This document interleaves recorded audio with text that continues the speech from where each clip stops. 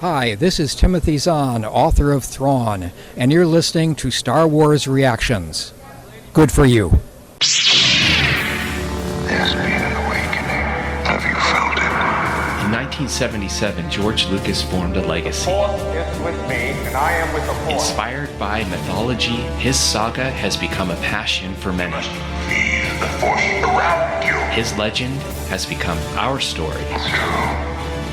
All of it. One of resistance, We are the spark that'll light the fire that'll burn the First Order down. rebellion, Rebellion is built on hope. and redemption. I am a Jedi, like my father before me. This is Star Wars Reactions. Remember, the Force will be with you. Always. Well, hello, everybody, and welcome to Star Wars Reactions. We're back, and we are going to be talking about the third episode of Ahsoka today. It's going to be a blast. Let's get the introductions out of the way and get this party started. My name is Aaron Harris, and joining me, a little soggy, but we made it through, the awesome David Motters. David, brother, what's up? Yes, we're still dealing with rain and wetness and all that kind of stuff, but we're safe and sound. And I'm especially ready to react because of a good friend that we have on with us, and I've been really, really looking forward to this. So I'm pumped and ready to go. Awesome. Well, we're not going to wait around. We're going to get the party started. Joining us this week to discuss the third episode of Ahsoka, coming to us from not a galaxy far away, but from a land far away, Christina. Hi, David. Hi, Aaron. How are you both? We are wonderful. How are you doing? Oh, so good. It's a beautiful, sunny Friday morning for me. So probably the very opposite to the weather you guys are experiencing at the moment. I'm sorry. It's all good. It is a soggy Thursday afternoon here. For those of you wondering what we're talking about, David and I are in the sunshine state of Florida, trying to dry out from a hurricane that just came through. And Christina is joining us from the land down under of Australia. Yes, so beautiful, sunny Queensland, Australia. Very nice. It's on my bucket list to get there, you know. You have to come. I need to. I want Yes. to. It's been on my bucket list for years, so I'll get there one day. The problem is it's so far away. I know. But everything worthwhile is far away. It's true. It's true. So The effort makes it worth it. Exactly. I just got to save up the time so when I come, I can actually spend quite a bit of time there. So, all right. Well, let us get the ball going because we got a fantastic episode to talk about here. We're going to be talking about Time to Fly, which is the third episode of the live action Disney Plus series Ahsoka. This was released on August 29th, 2023, written by Dave Filoni for president, directed by Steph Green, and just fantastic episode. This, of course, episode, we see Hera tangling and dealing with the politics of the New Republic with Mon Mothma and several of the Galactic Republic senators, while Ahsoka and Sabine journey to the planet, a distant planet, in search of the map to hopefully find Ezra. So, Christina, you're our guest this week, so why don't you kick us off with your initial reactions to watching this episode? Oh, I just felt like this was almost like watching a episode of Rebels or an episode of Clone Wars. It was a quick intro, really into the action quite early, and just excellent action the whole way through. I really felt engaged and really on the edge of my seat the whole time. And there were so many times. I actually watched this with Kendra on Wednesday night, so our friend Kendra, and we just love it so much. And I'm so hooked into this series. Wonderful. David, how about you, brother? Yeah, no, I'm so glad that Christina and Kendra are watching it. I missed them and I loved getting to see them in June here in the Galactic Star Cruiser. So I'm so glad you two are meeting up to watch all this. And I was, I was wow, wow, and wow.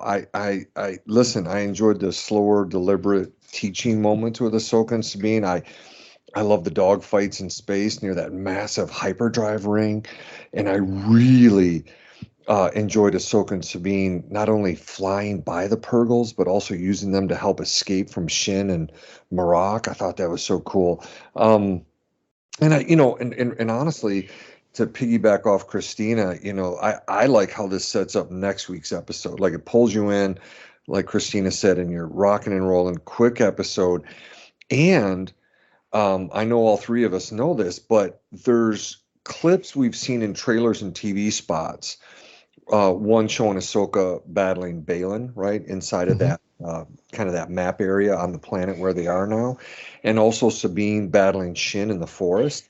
So I'm guessing that's going to be coming up next episode or the one after that, and so I'm really looking forward to it. And I've been so impressed with these first three episodes. I love being able to say it, but just so impressed.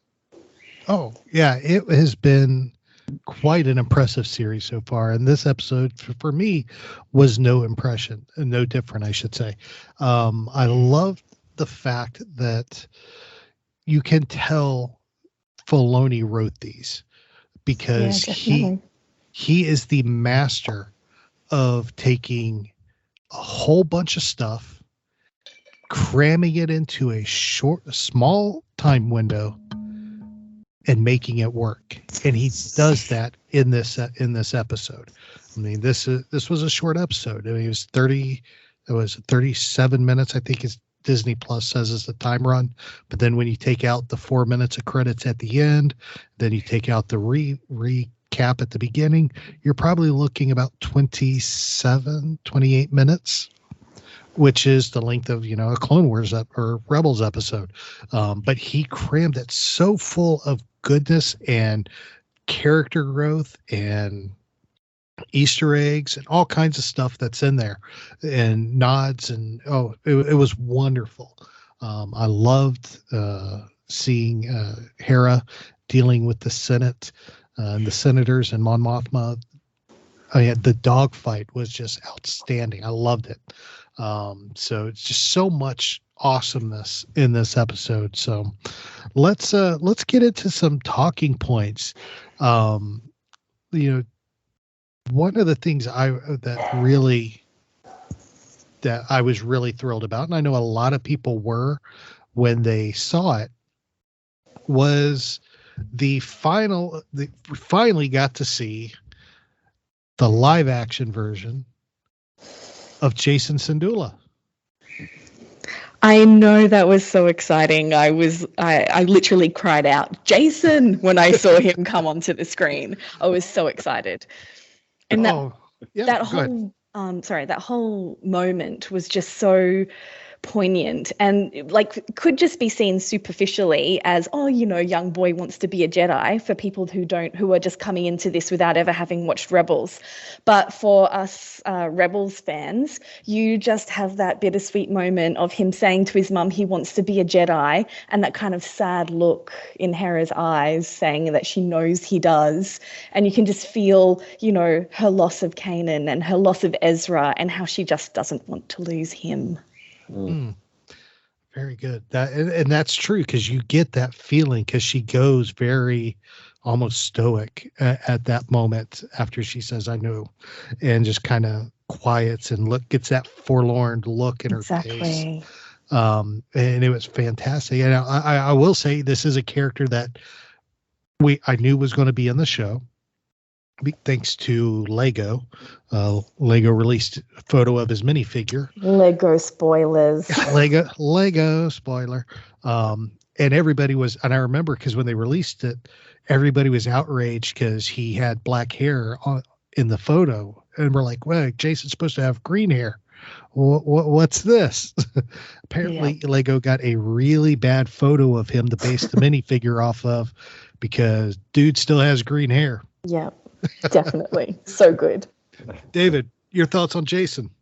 Well, it's just like both of you said. When he says that, and they put the camera on Hera, and you just see that forlorn look in her face, like you both said. I started to tear up because I immediately started thinking about Kanan, and I remember covering those episodes with you, buddy, and just tearing up and crying, and trying not to cry as we recorded, and just that loss of him is so poignant. Of course, I think where you and I lost it is when Chopper reached his hand up to Hera. Jeez. That bit, it breaks my heart every time. Remember that, Christina? And I took Aaron and I saw it. I just am in tears. And so I'm thinking about, right, both of you, I'm thinking about that scene, Chopper's hand going up to Hera's, when we see her face there. And so I thought about it. But just like you said, Christina, if you're just coming into this, it's like, oh, wow, okay, learn a new character. But for all of us, it's this really powerful moment, emotional moment, deeper moment for us. And gosh, it was so cool to see. And I'm excited to see more of Jacen here. Oh, me too. I hope we get more. Oh, yeah. Oh, yeah. I hope we do too. And I'm sure we will. I got a feeling he's going to end up helping Hera in whatever she does, because she's not real happy with the Senate right now. And we see that in this scene with Mon Mothma. We get to see a nice conference that she has with several senators, including Mon Mothma as the chancellor. And one of Dave Filoni's little Easter eggs for the show, a certain senator that was in the chat who was being quite a jerk, unlike his son, who everybody grew to love, and became quite the resistance spy, if I don't say so myself. We're talking about Senator Xiono, the father of Kaz Xiono, the star of Star Wars Resistance, was among the mix. I thought that was absolutely awesome. We also had Senator Rodrigo and Malwood there. And it definitely showed something we had not seen. We saw a lot of it in the prequels and in Clone Wars, but we got to see some of the bureaucracy that the New Republic is having to deal with in this episodes. It kind of reminded me a little bit of Bloodline, with some of the stuff Leia was having to deal with there at the beginning of the New Republic. But I want to get your thoughts on these. David, we'll start with you. Tell me about this whole interaction with Hera and the senators, what your thoughts were. Well, it got me thinking about what the three of us have seen in Mandalorian season 3 is just the ineptness of the New Republic, and just how much they're struggling. And it is disheartening to see this. And,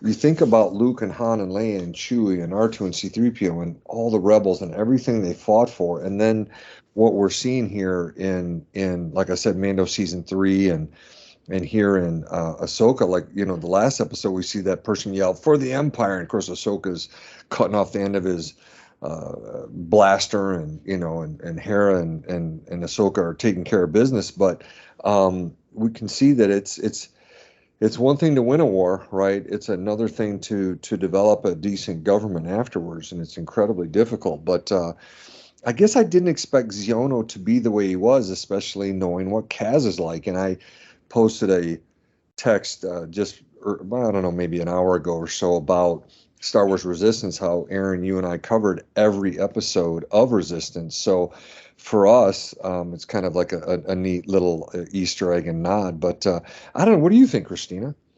So I haven't actually watched Resistance. I'm not, so I'm really not all up on sort of this character or the history of his son. But just for me, I think it really goes to what you're saying, David, about how it's just really showing that all they're doing is changing the leadership. They're not changing the underlying structures that led to the formation of the empire in the first place. So you're just left with a new name on the same company, basically.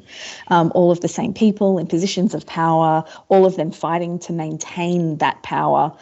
And as Ahsoka said in the episode number 2, it wasn't about loyalty to the empire, it's about greed. And it's all about people not wanting to let go of the power that they had created during the empire. And now those same people are still, in the Senate and in the government and bureaucrats and middle managers, all trying to maintain that structure that kept them in power.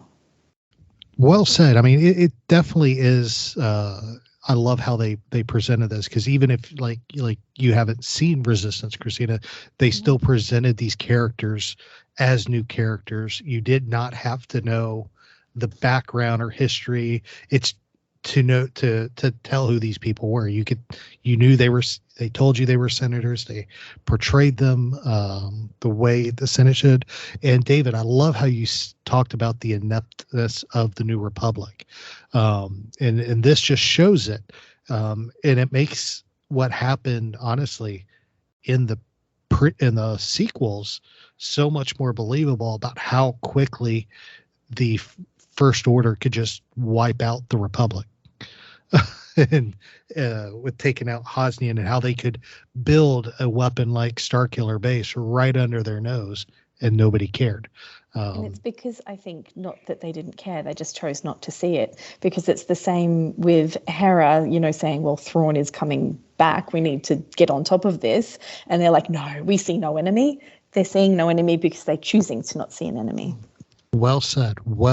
Because you're right. Because when they have that discussion, you see Mon Mothma's ears perk up, and she immediately gets concerned because she knows the dangers of Thrawn. She was there in the fight and knows the dangers of him. So it's not. So I think it was one of those situations where, if those senators hadn't been there, she would have just authorized whatever Hera wanted. Yeah, absolutely. You can see that she wants to. Absolutely. But she feels like, because Hera's hands are tied because of the Senate, Mon Mothma's is tied because of the Senate as well. So she's not able to take the action that she would have wanted to have taken because of it. And you can see that in the looks she's giving the senators, in the looks she gives Hera, and even for that moment when she's hearing them out and she just kind of looks down at the ground for a split second before turning her head back to Hera. It's so true. I just had this thought about how, it's not just that her hands are tied by the Senate, but she actually really wants to make this democracy work. So she has to work within the bounds of that democratic process. Mm-hmm. Oh, absolutely. I mean, her whole goal when she left the Senate, the Imperial Senate, was to bring back the Republic. So it was, I think this was well played out scene of political ineptness and duress, and how much wanting to ignore stuff can really hurt down the road. So I can't wait to see where that plays out. On the flip side of this, we had Sabine and Ahsoka making their journey to the planet, which name I cannot really Cetos, remember. I think. I'm sorry? Cetos, I think. That's right, Cetos. And they are on their way there, and we see Ahsoka try to continue Sabine's training. We see, of course, training with Huyang. Of course, Huyang voiced by my favorite doctor, David Tennant. Mine too. Oh, I see. I knew I knew I liked you. But David Tennant, incredible. I would give anything to hear Hu Yang say "wibbly wobbly timey wimey." Oh my gosh. Yes. Oh, that would be incredible. That would be incredible. Yeah. Oh, please do. Please. The thing is, they can very easily do this because I got a feeling it's going to deal with deal with the world between worlds at some point. I got a feeling it's the perfect time for him to say Absolutely. That's exactly what I think too. Come on, Dave. Please tell me you did it. Dave Filoni for president. Anywho, we got that incredible training scene with her training with Huang, and then of course Ahsoka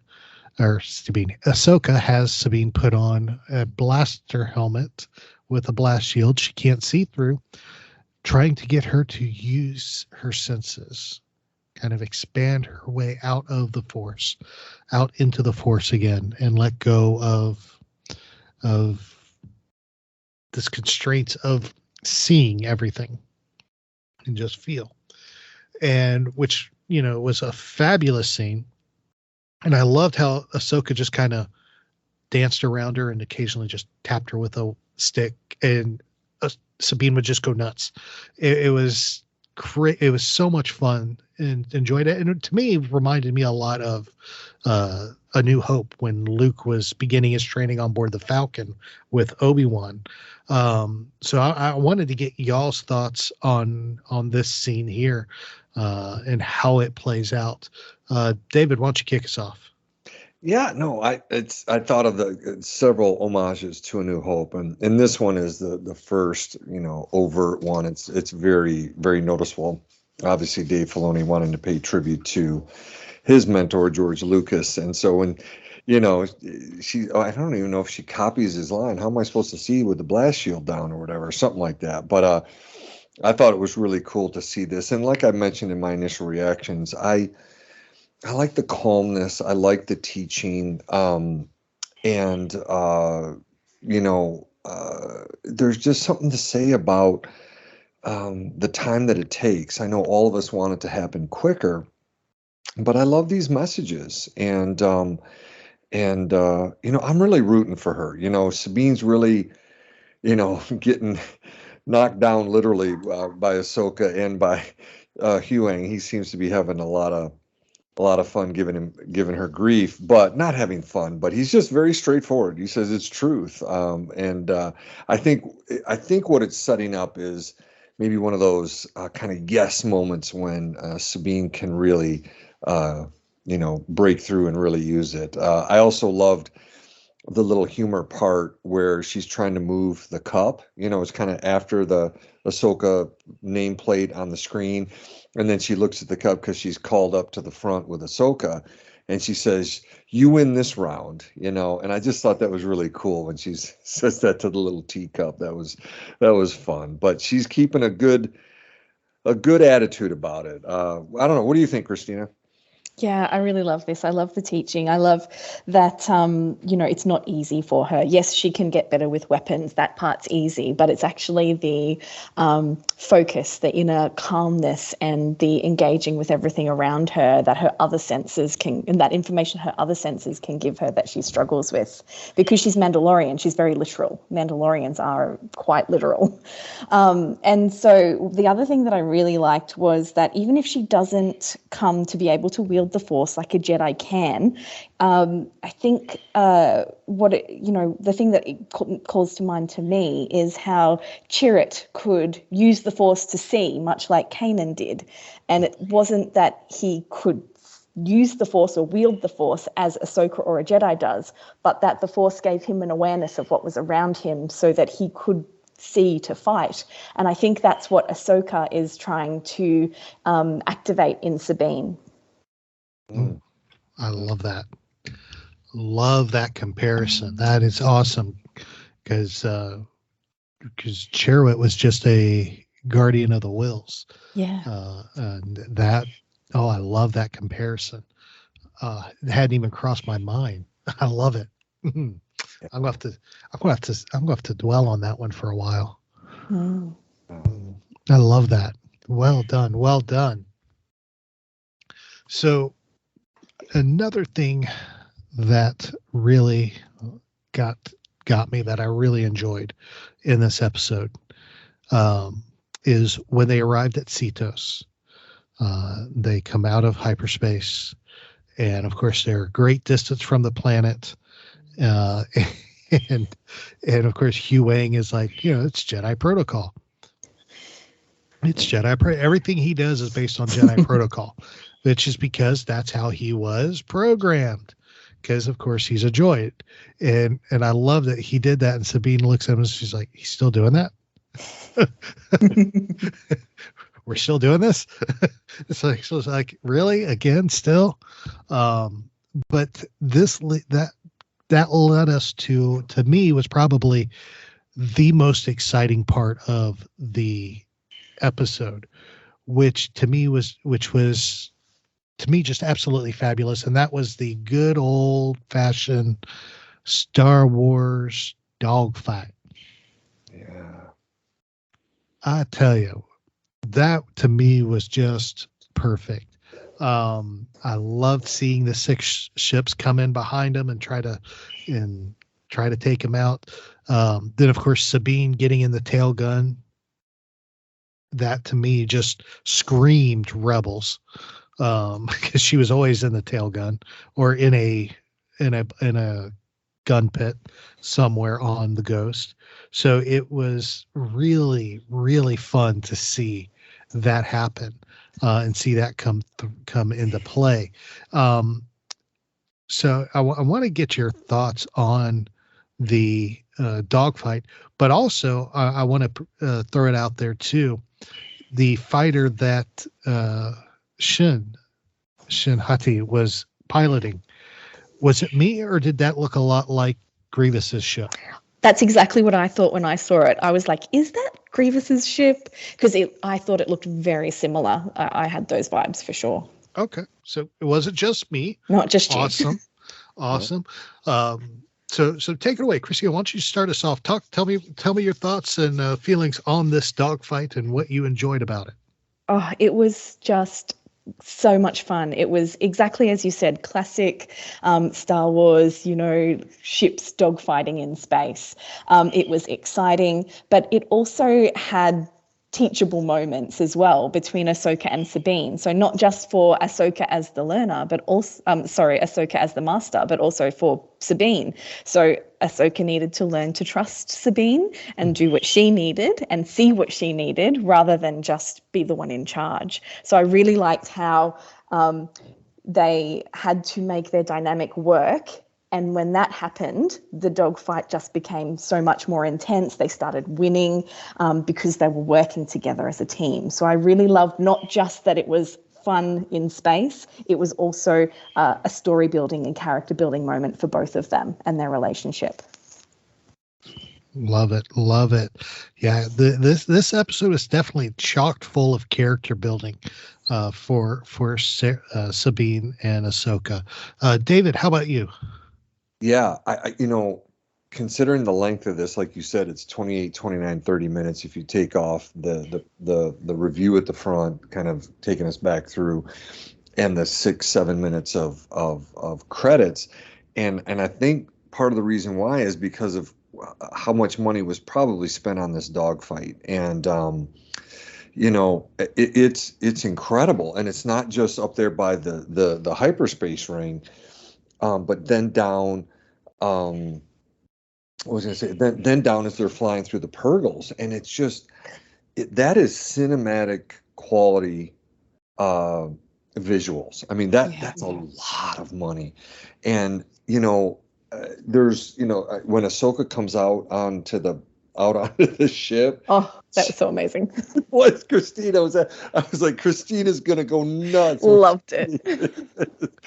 That was great. She's blocking the shots, and then she jumps back in, and then she tells, Sabine, go, go, go. And then they're flying down. But, watching it a second time, again, the money spent. Like, there's a scene where Ahsoka and Sabine, they're in the ship there with Hu Yang, and they're going down by the Purgles, and Shin and Marok are firing their lasers.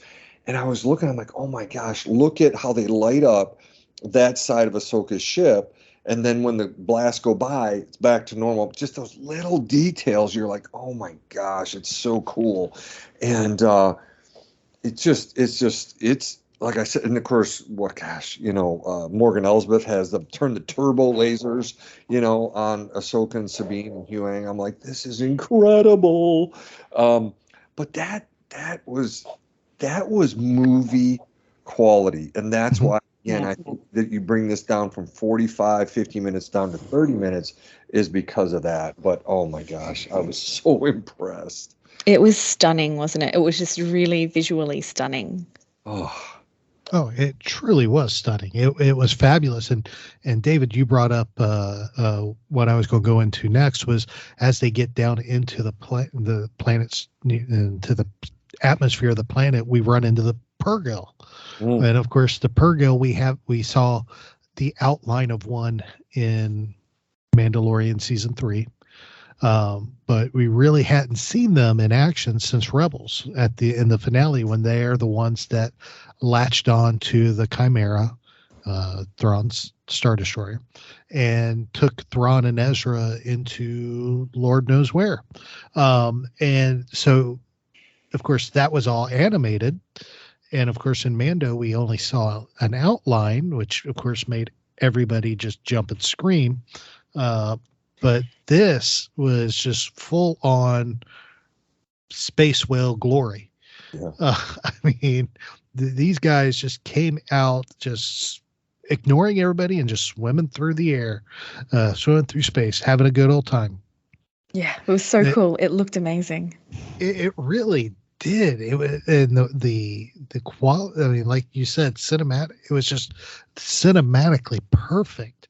And I loved that scene and seeing those Purrgil in action in this live action show. There's something else I want to hit on too, and keep going, but we are to the point where we have to cut for a break.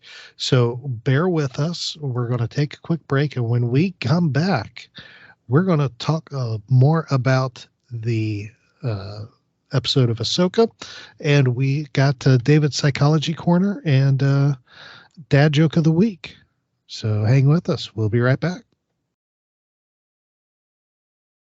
Welcome back, everybody. Aaron, David, and Christina here. We're talking Ahsoka, all things.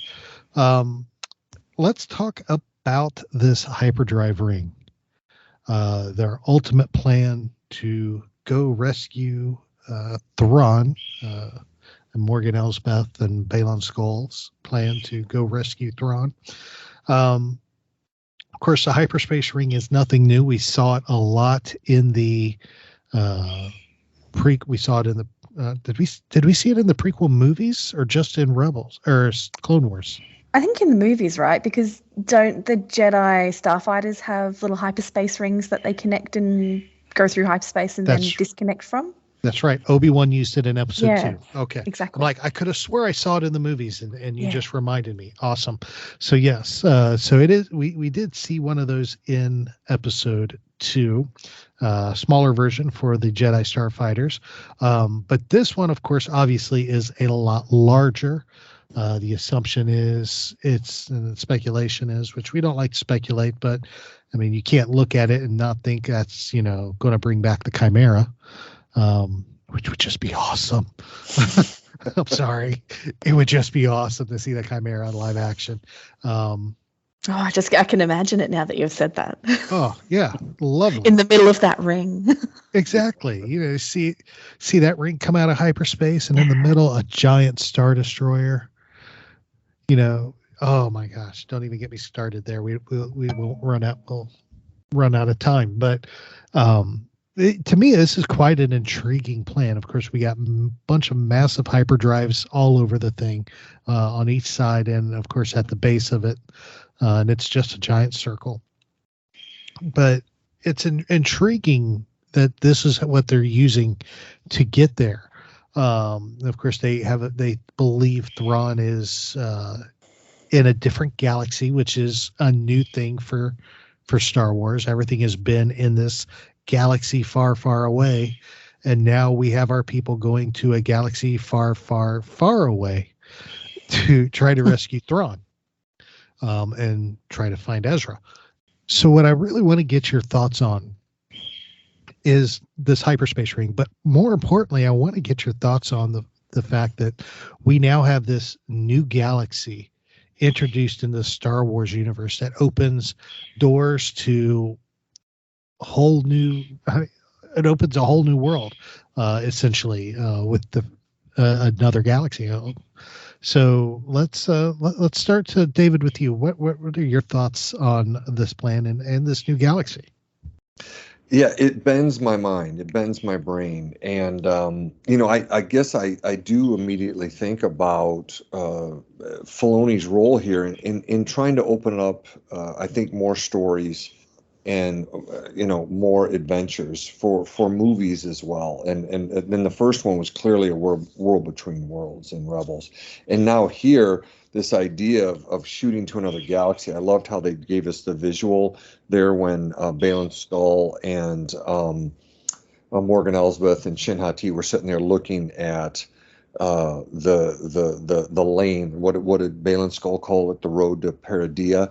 And but it's just it leaves me excited. I want to learn more about it. I just finished Heir to the Empire, read it for the first time in my life. And so seeing all this with Thrawn is just incredible. And I'm curious about, what the Purrgil, they're here at Cetos and what's going on. And I was wondering, like, do they know, like, I didn't know if they were going to grab Shin Hati's ship and Marok's, just like they knew Thrawn was, doing the wrong thing. But I guess, well, actually, no. Ezra was the one who called for their help, right? With that. Yep.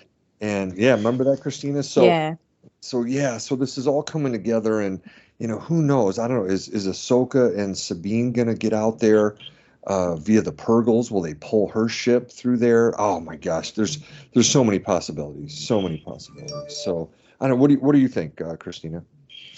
Oh, I think I really love that.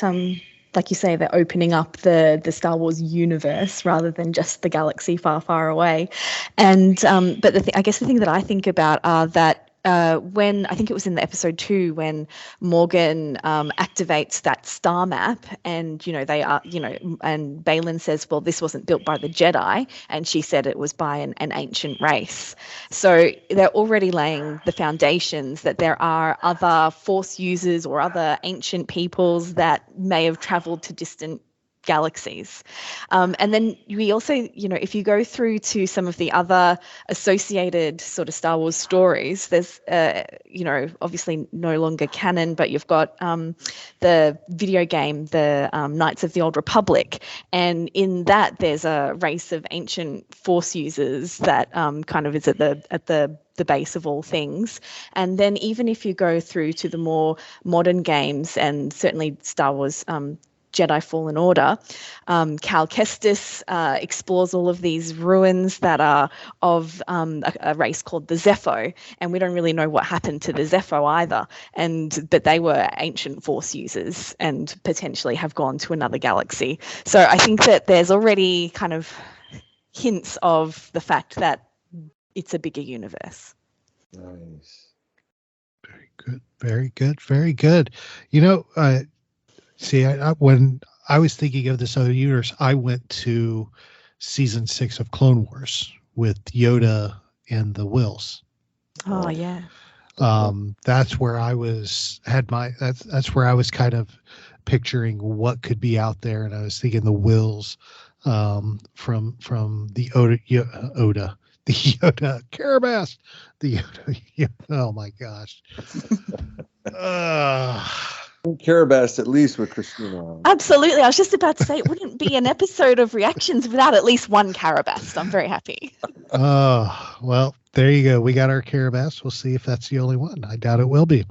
But I went straight to the Wills in season 6 of the Clone Wars in that Yoda arc, because that was very intriguing and opened up a lot of questions, unanswered questions from that episode, which is just something for another time, another place. But it definitely is intriguing to have the option of another galaxy. And I really, really hope we get to see what's in the other galaxy. Yeah. I think it's going to be pretty good. So there we go. David, Christina, anything else you wanted to hit on before we proceed further? Well, I just want to mention something, and I'm really glad Christina brought this up. Was I haven't played Fallen Order or Jedi, what is it? Fallen Order or Jedi Survivor, and I'd heard some people talking about that and some of the hints and clues, and I couldn't remember the name of the people, and so I'm so glad, Christina, you brought up the Zepho, and thank you for that knowledge drop. Appreciate that. Oh, the games are so good. Oh. They're excellent Star Wars stories. And I'm not much of a gamer. My skills are very limited, but I just play it on story mode, and it's easy and the combat's easy. And I just really play it to be immersed in that Star Wars story because Cal, his story is great. Nice. Nice. Yeah, I'm glad you brought that up too, because that's not a game David and I have said multiple times, we're not gamers, so we admire the games from afar. It's so much fun. They look like fun. Fun. I just don't have a system that will play them, so. It's fun to use the Force. Jump and lightsabers. Yeah, exactly. Well, the actor is coming to Ocala. What is his name? Monaghan? Dominic Monaghan. Yeah, he's coming to Ocala September 16th and 17th. I hope Aaron is going to make it up here, and Sam Witwer is going to be there. Monaghan. Oh, amazing. Yes, yeah, those two. So yeah. So I what I've done, like you said, Christina, is watch the cutscenes. I think I've watched all of the first Jedi, what is it? Jedi Fallen Order, right? That's Jedi Fallen Order, yeah, that's the first game. So now I need to do the same thing with Jedi Survivor because the story, like you said, I love it. So I've got. Oh yeah, and like as a High Republic fan, you will love the High Republic references in Jedi Survivor. It's awesome. Nice. All right, sorry, Aaron. I had to kind of, like you said, any last minute things, and I thought I just want to make sure I mention that. I'm so glad she mentioned it. It'd be interesting to see if it's a Zepho. A lot of people talk about Yuzhan Vong as well, but let's see what happens. Yeah. Very good. Very good. All right. Well, that's going to wrap up our discussion and our talking points. We're going to go into our, wow, that was like the worst worded sentence ever. Carabast. There you go. There's a second one. I told you there would be. We are going to go into our final reactions and our final thoughts. So, Christina, as our guest, why don't you start us off? Oh, look, I am absolutely loving this Ahsoka show so far. It's so amazing. And like we've all said already, it's so cinematic. There's clearly been no expense spared. And I'm just looking forward to next episode because as David mentioned earlier, we're going to get that fight and confrontation between Ahsoka and Baylan on that stone ring. It's going to be great. Can't wait. Well said. We'll love those final reactions, Christina. David, my friend, the floor is yours. Yeah. Just to piggyback off Christina, I'm loving this series. I think I think for several reasons. One is because of that Rebels history. I couldn't believe it. In my mind's eye, I was thinking that Rebels came out October of 14. That's 9 years ago, almost 10 years ago that it started, which is kind of crazy. I was trying to get my head around that. And, I love those characters, the voice actors. I've mentioned this before. Dave Filoni for president, and just loving this continuation of the story. I'm really enjoying seeing these characters in live action. I'm really hoping for Zeb. We got a little spot of him in Mando season 3, so I'm hoping that happens. But like Christina said, I'm looking forward to the confrontation between Ahsoka and Baylan, and between Shin and Shin and Sabine, and I think Sabine locks or no, Ahsoka. Oh, we saw a clip of Ahsoka locking swords with Morak probably before she ends up locking swords with Baylan. So, yeah, I'm looking forward to all of that. Hopefully next episode, and this one, 30 minutes of absolute Star Wars bliss. Incredible. Well said, David. For me, I really loved the episode. It was a lot of fun. We got to see a lot of character growth, which I think is essential to telling a good story. And even when you read a book, you have those chapters where you're seeing a character grow, and you're getting, sometimes you get backstory, but you're seeing them go through things and grow the character. And that's what this episode was. And I love the fact that they did that. And I have to piggyback off what Christina said earlier. It felt like an episode of Rebels or even Clone Wars, because it was very compact. It was tight, nice short episode. I do wish it was longer, but I'm satisfied with what we got, because it was so chock full of Filoni awesomeness, because he's the master of cramming in short spaces. So love that episode. I thought it was great. I loved the dogfight. To me, that was probably the best part. Second only to Chopper bringing Jacen in. But, had to get his name out there. Go Chop. But fantastic episode. So, well, with that wraps up our final reactions. We want to hear from you. Tell us what you think about this episode. We would love to hear your thoughts on Time to Fly or on Ahsoka in general. You can do that on any of our social media sites, Facebook and the app formerly known as Twitter, now called X, at SW Reactions Pod, Instagram and Pinterest and Tumblr, where you'll find our show notes at SW Reactions. And of course, you can always leave us a voicemail on SpeakPipe at speakpipe.com/Star Wars Reactions. And you can email us, swreactions@gmail.com. Whew, that was a mouthful. David, Psychology Corner, my friend. You ready? I am ready. Bring it on. The floor is yours. All right. So last week, I started off a new set of Psychology Corners by asking a really easy question. Actually, no, not at all. I asked perhaps one of the most difficult questions that can be asked of us humans. And I asked everyone, why were you born? Or what's the meaning of your life? And I didn't answer the question. I to bring up Freud, as Dr. Sigmund Freud would describe it, I let the pregnant pause float out there for a while, right? It just kind of left it as a cliffhanger. I'd mentioned that my professor said, hey, look, you were spoon-fed in undergrad, and you got to learn to think for yourself in grad school. And so they wouldn't just immediately answer stuff for us. And so I'm going to kind of continue that here. And now, look, understandably, most people on the planet have not had parents, friends, or even religious leaders speak to them about this issue. So most people don't really have any ideas formulated around this issue. A lot of people don't. Not a lot do, but a lot don't. And so, over the years, I've had people infuse humor into the discussion by answering, they were born because, quote, my parents had sex.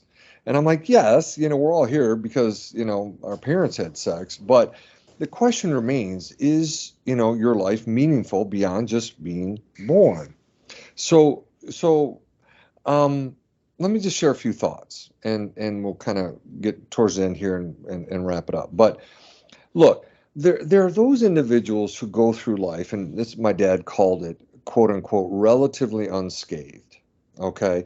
I've met these people, our listeners have met these people, in these instances, the person doesn't really have circumstances that lead a person to question the meaning of life. It doesn't mean they can't think about the meaning of life or won't think about the meaning of life. However, what I've noticed in my career as a psychologist, I'm at tomorrow, Christina's already there, September 1st.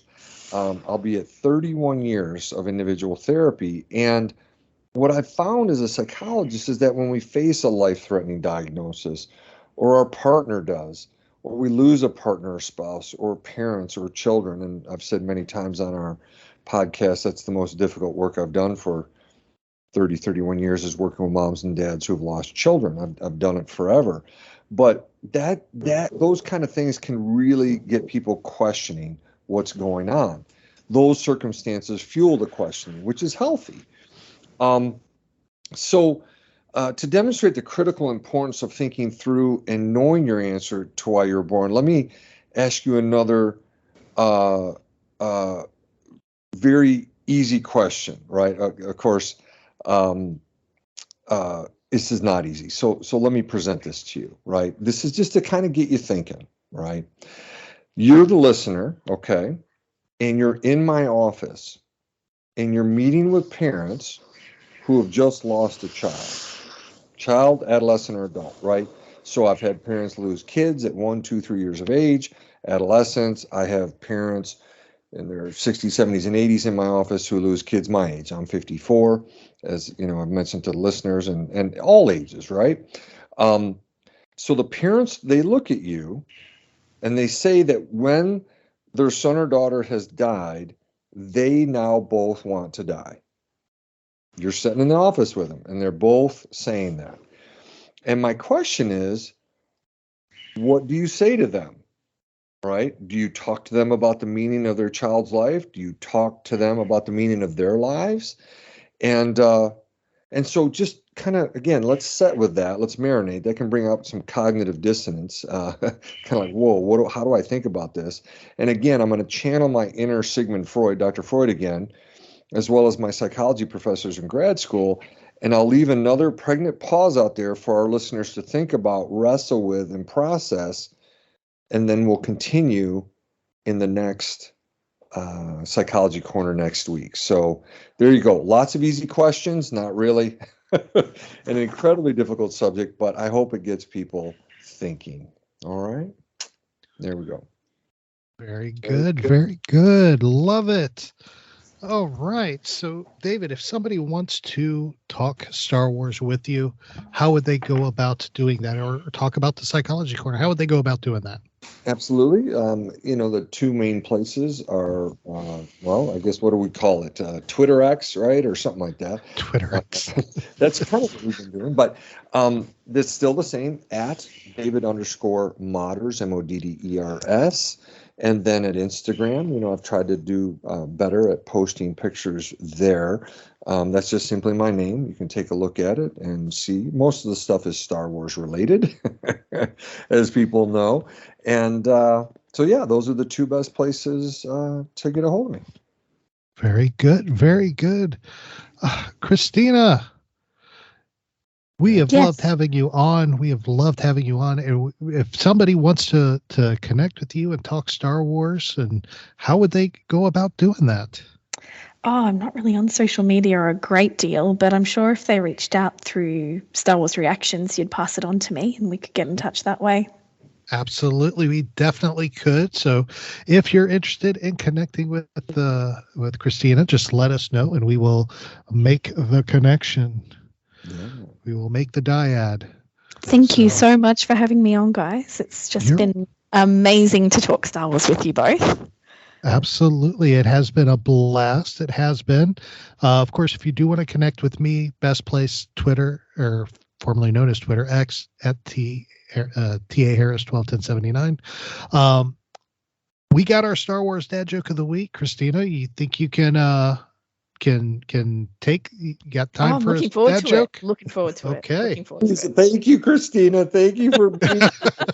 I was like, no, Christina, don't leave yet. Don't leave yet, please. I'm here. I'm staying. I'm with you, David. I need you. All right. Here we go. Star Wars dad joke of the week. Here we go. This one is special to me. It's close to my heart because of the topic. So here we go. What made Chopper so moody? Can I ask him, Christina? I don't know. I don't know what made Chopper so moody. Everyone kept pushing his buttons. I actually like that one. You actually give Christina like one that makes sense, and it's good. That's a really good one. Oh, you got off easy, Christina. Oh. Well, if you want a second one, we'll do a second one. This one's a little cheesier. What was Wedge Antilles' favorite TV show? You want me to ask him, Christina? No, I don't know. What is Wedge Antilles' favorite TV show? X-Wing Factor. Oh no, that's not good. Gosh, X Factor. Oh gosh. Now that's more of what I deal with. That's more of what I deal with. Oh Lord. I love it. I love it. Well, Christina, thank you so much for joining us. We have loved having you on, and we will definitely have to get you back again to join us again on Reactions. So we definitely appreciate it. David, buddy, this has been a blast. Oh, it's incredible. I just want to say thank you to Christina as well. I just absolutely adore her. I'm so thankful we're friends. She means the world to us here, and she's just such good people. And I'm so thankful we have friends like that on the other side of the planet. And just thank you so much, Christina, for taking the time and being with us. We love you. You know that. We say it all the time. So we're not changing our story. We appreciate you, and thank you so much for being on. No, thank you so much for having me. And I agree. It's just amazing to have such great Star Wars friends. And yeah, we've just met, we've had the most special trip together on the Halcyon, and Aaron meeting you at the CWK meetup beforehand. I'm just so pleased that, I have you guys as friends now. Well, we are happy to have you as a friend and to count you as among our friends. It was a blast having you on, and definitely looking forward to a great future ahead. So everybody, thank you so much for listening. We appreciate each and every one of you. Y'all are the best. You're the greatest. We love y'all. We're praying for y'all. Remember, this is your place for elegant discussion for a more civilized age. If you'd like to share your thoughts, you can email us at show@starwarsreactions.com for our show notes and the latest news from the Star Wars universe. Visit our website at www.starwarsreactions.com. You can also follow us on Twitter at SWReactionsPod or on Facebook at Star Wars Reactions. If you enjoy our show, please leave a review on iTunes. This podcast is not endorsed by the Walt Disney Company or by Lucasfilm Limited. It's intended for entertainment and informational purposes only. The official Star Wars website can be found at www.starwars.com. Star Wars. All names, sounds, and any other Star Wars related items are registered trademarks and or copyrights of Disney and the respective trademark and copyright holders. All original content of this podcast is the intellectual property of Star Wars Reactions unless otherwise indicated. Star Wars Reactions.